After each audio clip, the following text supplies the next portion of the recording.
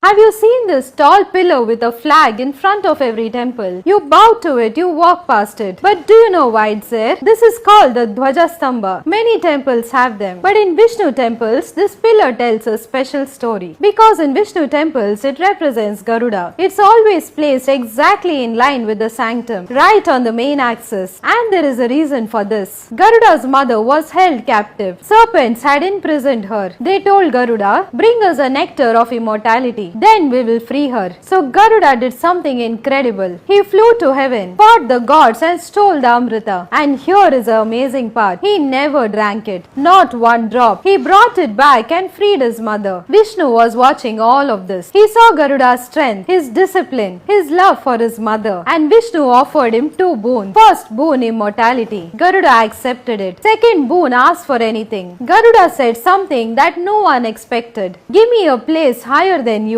The gods were shocked. Higher than Vishnu? Vishnu smiled. "Granted," he said. "You will be my banner. You will stand on my flag and you will rise before me in every temple." Garuda got exactly what he asked, but not in the way he expected. He became the Dvajastambha, the flagpole that stands taller than the temple, the banner that announces Vishnu's presence. The one who could fly anywhere chose to stand still. The king of birds became a pillar, not as punishment but as a highest service. This is why the Dvajastambha stands there. It's not decoration, it's not just a flagpole. It's Garuda standing guard, watching over Vishnu, announcing his presence to the world. When the flag is hoisted during festival, it's Garuda calling the god, "Come, the god is here." He asked to be above Vishnu and he is, but he is above in service, not in pride. If this story moved you, share this with someone who visits temple and comment Hari Om in the comments below. Follow the Temple Girl for more hidden stories from our temples.